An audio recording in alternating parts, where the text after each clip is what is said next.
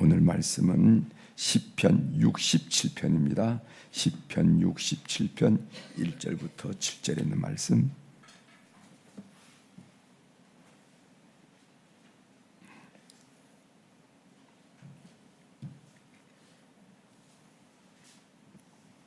시편 67편 1절부터 7절까지 찾으셨으면 제가 봉독해 드리겠습니다. 1절.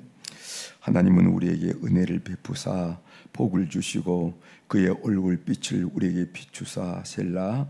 주의 도를 땅 위에 주의 구원을 모든 나라에게 알리소서.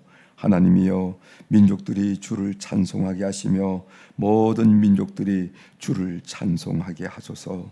온 백성은 기쁘고 즐겁게 노래할지니 주는 민족들을 공평히 심판하시며 땅 위의 나라들을 다루실 것임이니이다. 셀라. 하나님이여, 민족들이 주를 찬송하게 하시며 모든 민족으로 주를 찬송하게 하소서. 땅이 그의 소산을 내어 주었으니 하나님 곧 우리 하나님이 우리에게 복을 주시리로다.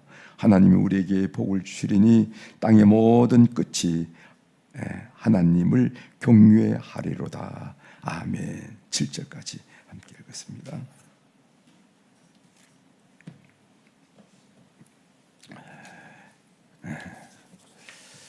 시편 67편에 있는 말씀을 중심으로 오늘 주제는 만복의 근원은 하나님이십니다. 여러분 그렇게 믿죠? 꼭 그렇게 믿으셔야 됩니다. 만복의 근원은 하나님이십니다. 어느 프로골퍼가 사우디 왕과 골프를 함께 쳤답니다. 사우디 왕은 그 고마움의 표시로 프로골퍼면은 시간이 돈인데 이렇게 시간을 내서 자기하고 같이 이렇게 골프를 치니까 선물을 하고 싶다고 그랬어요. 고맙다고, 선물을 하고 싶다고.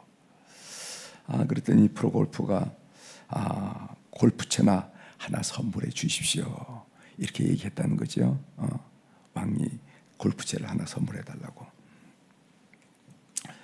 그런데 몇 달 있다 보니까 이 골프채가 아닌, 골프채 선물이 아닌 편지 봉투가 하나 오더라는 거예요. 왔다는 거예요. 편지 봉투가. 실망했습니다. 아니 뭐 왕이라더니까 뭐 골프채도 아니고 이렇게 카드 한 장으로 고마움을 표시했느냐고, 이런 실망감으로 그걸 뜯어봤다니까 거기는 이 무슨 그냥 감사단 정도가 아니라 골프장을 선물하겠다 하는 내용이에요. 골프장을. 이 프로골퍼가 생각하는 것과 왕이 생각하는 것은 차원이 다르죠. 우리가 그럴 때 차원이 달라, 스케일이 달라, 이런 얘기를 우리가 사람 하잖아요. 우리는 이 정도로 생각하는데 상대편은 정말 차원이 다르다. 그래 우리가 차원이 다르다, 이런 이야기합니다. 마찬가지로 우리가 생각하는 것과 하나님이 생각하는 것은 차원이 다릅니다. 우리가 우리의 안목으로 요구하는 것과 하나님이 하나님의 안목으로 응답하는 것은 차원이 다르다는 것을 꼭 믿고 신뢰하는 여러분이 되시길 바랍니다. 오늘 우리가 시편 67편을 읽었는데 이 시편 67편은요, 이스라엘 백성들이 맥추절, 장막절에 주로 노래했던 시입니다. 노랗게 무르익은 밀을 거두기 위해서 들판에 천막을 쳐놓고 들판 가득히 채워있는 그 풍요를 바라보면서 도대체 이 복은 어디서 오는가? 도대체 이런 복은 어디서 오는가? 라고 묻지 않을 수 없겠죠. 그래서 오늘 시편 67편을 보면은 1년 1절부터 2절까지는 하나님께 은혜를 구하는 공동체의 기도, 그리고 2년 3절부터 5절까지는 찬양을 권면하는 시인, 그 다음 제3년 6절서부터 마지막 7절까지는 지속적인 은혜를 간구하는 공동체의 기도. 그래서 이 시편 67편 초막절에 부르는 찬양이라 이렇게 얘기하고 그 내용은 하나님의 은혜가 지속적으로 우리 공동체에 임하기를 기도하는 내용이라 이렇게 얘기할 수 있습니다. 이제 본문을 살펴보도록 하겠습니다. 누가 우리에게 이런 복을 주시는가? 이것이 오늘 시편 67편이 질문하는 내용이고 고백하는 내용이에요. 우리가 잘해서 이런 복이 우리에게 임했는가? 아니라는 거죠. 하나님께서 우리에게 복을 주신다는 겁니다. 그래서 오늘 제가 주제로 만복의 근원은 하나님이십니다, 이렇게 말씀을 드렸습니다. 그래서 하나님이라는 고백이 이렇게 많이 나오죠. 1절 보겠습니다. 1절, 하나님은 우리에게 은혜를 베푸사 복을 주시고 그의 얼굴빛을 우리에게 비추사. 하나님이 우리에게 은혜를 베푸사. 그러면 6절 보십시오. 땅이 그의 소산을 내어 주었으니 하나님 곧 우리 하나님이 우리에게 복을 주시리로다. 하나님 곧 우리 하나님. 그 다음에 7절에 보면은 하나님이 우리에게 복을 주시리니 땅의 모든 끝이 하나님을 경외하리로다. 하나님이 우리에게 복을 주신다고 하나님을 고백하는 내용을 제가 몇 군데 여러분들에게 소개해드렸습니다. 여러분, 찬송가가 전체 몇 곡인지 아십니까? 지금 찬송가가 전체가 645곡이에요. 그 645곡 중에서 가장 중요하다고 생각해서 찬송가 1장으로 배치한 가사가 뭔지 알죠? 만복의 근원 하나님. 그래서 교우들은 교회 와서 제일 먼저 고백하는 것이 뭐냐면은 만복의 근원은 하나님이십니다. 그렇기 때문에 세상에 복잡한 일들, 해야 할 일들 다 밀어놓고 오늘 주님께 예배를 드립니다, 이렇게 고백하는 거예요. 만복의 근원은 하나님이시다. 가장 중요해서 1장으로 배치한 찬송가 가사가 그렇습니다. 만복의 근원은 하나님이라는 것을 여러분이 꼭 믿으셔야 됩니다.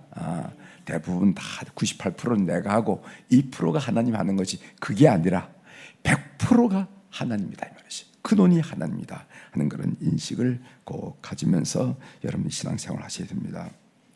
그러므로 우리는 하나님 중심으로 신앙생활을 해야 됩니다. 하나님 중심으로 신앙생활을 하라 하는 것을 우리는 어릴 때 많이 배웠어요. 어릴 때 많이.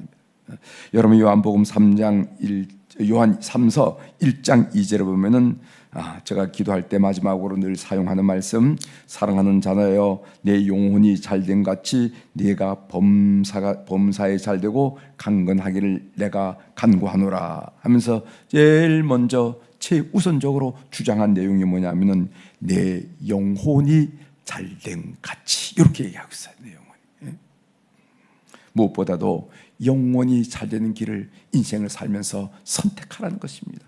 내 영혼이 잘된 같이 네가 범사가 잘되고 범사에 잘되고 강건하기를 원하노라. 여러분, 창세기 보면 야곱과 에서의 이야기가 나오죠. 에서가 장자죠. 그렇죠? 야곱이 장자입니까? 에서가 장자입니까? 에서가 장자이죠. 그러면 이 장자로서 에서가 그 인생을 실패한 이유가 뭡니까? 성경이 뭐라고 지적합니까? 그것은 팥죽 한 그릇에 장자권을 팔아먹기 때문에 그래요. 이 잘못됐다는 겁니다.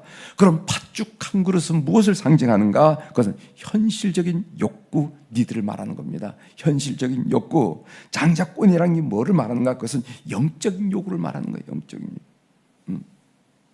그래서 에서가 인생을 실패한 이유가 뭐냐? 그것은 영혼이 잘 되는 길을 선택하지 못했다는 겁니다. 영적인 요구보다도 현실적인 요구를 앞세웠다는 겁니다. 거기에 치중했다는 겁니다. 거기에 집중했다는 겁니다.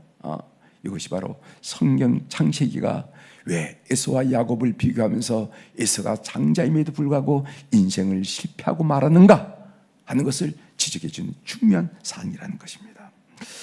영혼이 잘 되는 것을 선택해야 되는 겁니다. 그래서 직장을 위해 기도할 때도 돈 많이 버는 것이 아니라 먼저 주일 예배를 잘 드릴 수 있는 것을, 옛날에 이런 얘기를 많이 들었어요. 집을 장만하는 기도를 할 때도 앞으로 집값이 얼마나 오를 것인가를 계산하는 것이 아니라 예배를 잘 드릴 수 있는 집인가.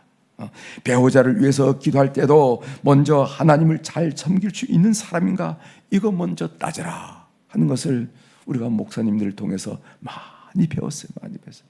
근데 이런 얘기를 오늘날 하긴 겁이 나. 예? 겁이 난다 말이죠. 직장 선택을 하는 데 있어서, 집을 구하는 데 있어서, 심지어 배우자를 선택하는 일에 있어서 네 인생의 초점이 어디 있냐 말이지. 무엇을 앞세우나요? 최우선권이 어디 있냐라는 것을 우리가 꼭 질문할 것을 오늘 이 시편은 우리들에게 말씀하고 있습니다. 이것이 처음에는 참 이상하다, 어떨지 모르지만은 결국에는 범사가 잘 되고 강건한 축복의 시작이고 출발점이라는 것을 꼭 기억하시길 바랍니다. 1절 하반절에 이런 말씀이 있어요. 그의 얼굴빛을 우리에게 비추사. 이 말은 제사장의 축도와 관련이 있는 구절입니다. 여러분, 제사장의 축도가 어디가 나오냐면 민수기 6장 22절부터 27절에 이런 말씀이 있어요. 제가 천천히 읽어드리겠습니다. 민수기 6장 22절부터 27절이에요. 여호와께서 모세에게 말씀하여 이르시되 아론과 그의 아들들에게 말하여 이르기를 너희는 이스라엘 자손을 위하여 이렇게 축복하여 이르되, 이렇게 축복하라는 겁니다. 제사장에게 여호와는 내게 복을 주시고 너를 지키시기를 원하며 여호와는 그의 얼굴을 내게 비추사 은혜 베푸시기를 원하며 여호와는 그의 얼굴을 내게로 향하여 드사 평강 주시기를 원하노라 할지니라 하라. 그들은 이같이 내 이름으로 이스라엘 자손에게 축복할지니 내가 그들에게 복을 주리라. 이렇게 써요. 제사장이 이스라엘 백성들에게 이렇게 축복하라. 그러면은 축복의 근원이신 하나님께서 복을 내리리라, 이렇게 말씀하셨다는 것입니다. 축복하는 기도는 모세에게 허락하지 않았어요. 축복하는 기도는 다윗에게도 허락하지 않았습니다. 오직 제사장에게만 허락했다는 것입니다. 이 축도권이 목사에게 베네딕션 이렇게 해서 축도라 하는 이름으로 항상 이 마지막 순서에 배치하는 것을 여러분 아실 줄 믿어요. 그래서 우리가 보통 이야기할 때, 우리 담임 목사에게 얘기할 때 기도해 주세요. 기도해 주세요. 목사님이 돈이 있는 것도 아닐 테니까 기도해 주세요. 이런데 그렇게 표현할 게 아니고 목사님 기도를 해 주세요, 이렇게 표현하셔야 됩니다. 왜? 목회자에게는 이런 축도권이라는 것이 있다는 것이 성경이 이야기돼요. 목사님 기도해 주세요. 제가 이런 프로젝트를 합니다. 이런 만남을 가지려고 합니다. 이런 계획이 있습니다. 이런 여행이 있습니다. 이런 출장이 있습니다. 뭐 이런 이야기 앞서 목사님 꼭 기도해 주세요, 이렇게 말씀해 주셔야 된다 하는 것을 말씀드립니다. 하나님의 음성 듣기로 한마디 말씀을 드리면요, 지난달 그러니까 10월 27일 날에 우리 한국교회 200만 연합예배라 해서 실제로는 110만이 모였다 하는 것을 여러분 아시겠습니다. 그때 주제가 뭐냐면은 건강한 가정 거룩한 사회였어요. 주제가 건강한 가정 거룩한 사회. 난 이 주제를 잘 선정했다고 생각합니다. 동성혼이라는 성타락의 파도를 방지하자. 그래서 거룩한 방패적 운동이 광화문으로부터 이렇게 했습니다. 구체적으로 말하면은 포괄적 차별금지법 제정을 반대하는 거예요. 포괄적 차별금지법 제정을 반대하는 것입니다. 그때 애국인 연사가 나와서 이목을 집중시켰는데, 그들은 자신들의 국가에서 나타나고 있는 이런 성오염 실태를 적나라하게 고백했습니다. 우리 대한민국은 이들을 반면교사로 삼아야 된다 하면서 몇 사람의 연사로 나와가지고 얘기했는데, 이 내용이 어제 국민일보에 그대로 나왔습니다. 그래서 그것을 여러분들에게 좀 소개해드리려 하는데, 제가 다 소개한 시간이 많이 걸리니까 그들이 얘기한 것 중에서 중요한 내용을 몇 군데 좀 소개를 해드리려고 합니다. 브라인 채플이라는 사람인데, 이거 미국 거버넌트 신학교 명예총장이 한 이야기예요. 이런 얘기가 있습니다. 사랑 안에서 한 가족이 된 우리는 미국 교회가 세속사의 도덕적 타락으로부터 영향을 받았음을 고백한다. 미국 교회가 이 세속적 타락을 영향을 줘서 변화시킨 게 아니라 오히려 세속적 타락이 교회에 영향을 줬다. 이 역조 현상을 고백하고 있어요. 우리는 젊은 세대를 잃었으며 성경적 결혼에 대한 존중이 무너지며 가정이 해체되며 정적 이념으로 인한 분열을 경험하고 있다는 것입니다. 우리는 음행과 부도덕함이 얼마나 빠르고 깊게 펴졌는지에 대해서 겸허히 반성하게 됐다 이랬어요. 이 소위 도덕적 타락, 이 성오염, 성타락이 얼마나 급속하게 사회에 깊숙이 드는지 우리 체험했다 한 얘기를 고백했습니다. 그 다음에 안드레아 윌리엄스 크리스천 컨션 대표인데 이 영국 분입니다. 이 영국으로부터 경고라 하면서 얘기한다. 이분 또 이런 얘기를 했더라고요.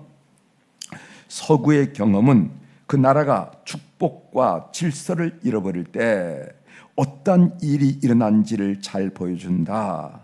가정, 정치, 법률, 예술, 경제, 교육 이 모든 것들이 하나님을 잃어버릴 때 어떻게 무너진지를 잘 보여주고 있다. 영국이 하나님을 잃어버리게 되리라고 누가 상상이나 했겠는가 이렇게 얘기해요. 그리고 그가 얘기하기를 동성애를 할 수 있다는 것을 법으로 정의했다.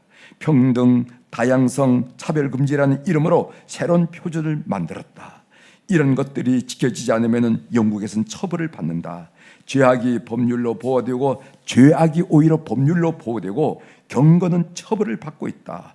거리의 전도자들은 정치적으로 감옥에 갇히고 있다. 직장에서 기도를 해주면 해고를 당한다. 이렇게 되기까지 영국에서는 25년이 걸렸다. 차별금지법 관련 법들이 한국에 제정되게 된다면 이러한 현상들이 훨씬 더 빨리 이 나라에 나타나게 될 것이다 하면서 경고하면서 기도할 것을 부탁을 했어요. 독일 사람인데요. 하인리 덕센이라는 독일 본 신학교 총장이 얘기한 내용입니다. 역사는 우리에게 알려주고 있다. 도덕적 가치를 잃어버릴 때 몰락한다는 것을. 유럽뿐만 아니라 한국도 이런 일이 일어날 수 있다는 것이기에 조심해야 된다. 낙태를 여성의 선택이라고 가르친다. 동성애는 자유와 다양성이라고 칭송한다. 이 신성모독을 언론의 자유, 예술적 자유라고 둔갑시켰다. 그리고 교회는 아무것도 하지 않았다. 교회의 생명력은 죽어갔다. 저는 여기 와서 기도하는 여러분들을 보고 다시 소망을 느낀다. 이런 이야기를 했어요. 이런 이야기를 제가 잠깐 여러분들에게 소개해드리는데 오늘 이 새벽에 우리가 다시 한번 마음에 명심해야 될 것은 만복의 근원은 하나님이시다. 그 사회가 성도들 심령 속에 하나님을 외면하고 무시하게 될 때 그 사회가 무너지는 것은 순식간이더라 하는 그런 외국인들의 그 고백을 우리가 마음속 깊이 새게 됐습니다. 단지 제가 여러분들에게 말씀드리는 것은 우리가 동성애를 죄악이라고 선포하다 보면은 동성애자를 협오하고 증오하기가 쉬워요. 이 점을 우리가 유의해야 됩니다. 동성애를 죄악이라고 선포하다 보면 동성애를 하는 사람을 말하죠. 동성애자를 사람을 협오하고 중화하기, 이게 대중운동의 단점이거든요. 우리가 주의해야 될 점입니다. 이 점을 우리가 주의하고 교회는 동성애자조차도 받아들여 구원시키고 그들의 영혼을 사랑하는 그런 운동을 일으켜야 된다는 겁니다. 그런 운동도 반드시 우리가 마음속에 둬야 된다는 겁니다. 여러분, 예수님께서 현장에서 가늠하다 잡힌 여인 이야기가 나오죠? 성경에 나오죠? 그때 예수님이 어떻게 했습니까?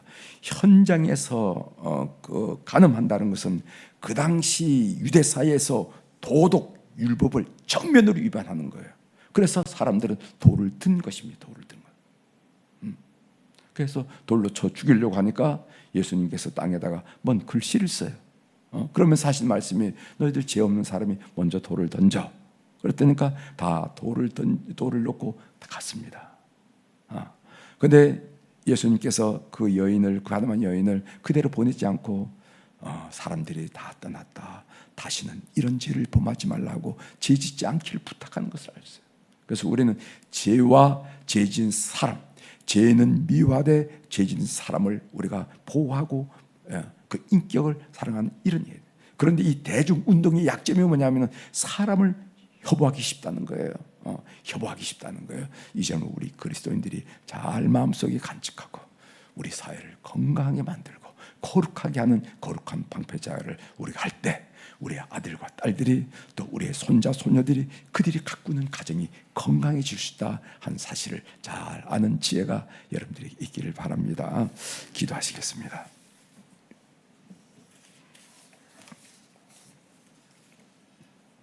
하나님 아버지, 들판 가득히 그 미래에 누렇게 익어갈 때 얼마나 감사하고 기뻤겠습니까?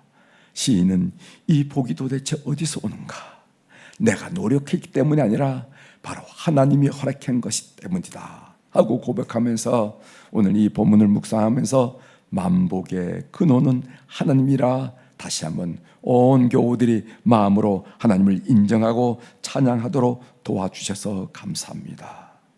우리 마음속에 하나님을 잃어갈 때, 우리 가정 속에 하나님을 잃어갈 때, 우리 사회 속에 하나님을 잃어갈 때 도덕적 몰락, 사회적 몰락은 그건 순식간에 일어난 현상이라는 것을 우리들이 깊이 간직하고 우리 모든 교우들이 거룩한 방파제가 되어서 가정의 건강성을 우리가 보호하고 이 사회의 거룩성을 보호하면서 우리 자손들이 이 땅에서 마음껏 살아가는 이 일에 이 시대의 책임을 다하는 저희들 될 수 있도록 도와주옵소서. 그러나 이런 대중운동이 참으로 오류를 범하기 쉬운데 그러다 보면은 이 동성애자 사람까지 미워하는 우를 범할 수가 있는데 우리 그리스도인들이 명철한 지혜를 가지고 이런 일대로 현명한 판단과 관용과 보호와 보살핌이 있는 저희들 될 수 있도록 은혜를 베풀어 주옵소서. 오늘 또 하나님 아버지 앞에 귀한 물질들인 소중한 이름들이서 이 시간 주님 앞에 포고를 올립니다. 눈 밝으신 우리 하나님 아버지, 귀 밝으신 우리 하나님 아버지, 그래서 남 모르게 흘리는 우리의 눈물 자국, 남 모르게 내쉬는 한숨조차도 놓치지 않고, 아니 우리가 넋두리를 한 것조차도 놓치지 않고 삶의 뒤안길을 들어본 그때 하나님이 들으시고 역사하신 것을 고백하지 않을 수가 없는데, 하나님 이 사연이 있는 헌금을 주께서 연락하시고 역사하여 주시옵소서. 이곳에 묻어있는 주님을 향한 사랑, 그리고 주님을 향한 그런 충성, 헌신, 기대, 그리고 인도함을 주께서 흠량하시고 연락하여 주셔서 우리 인생길에 구체적으로 역사하시는 하나님을 경험하는 물질 되도록 우리 하나님 축복하여 주시옵소서. 하나님, 이제 우리 교회에서 이제 10월, 11월, 12월 속회 전도 운동을 지금 전개하고 있습니다.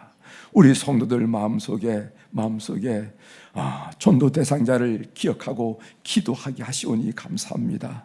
기도할 때마다 그 영혼이 불쌍해지고 국률의 마음이 일어나는데 이것이 바로 하나님의 마음인 줄 분명히 믿습니다. 하나님, 교회 속에 구령의 열정이 충만하게 도와주시고 우리 교회 속에 거룩한 영혼 사랑의 바람이 넉넉히 불어서 이 시대를 책임지는 하나님의 교회가 되도록 우리 하나님 인도하여 주시옵소서.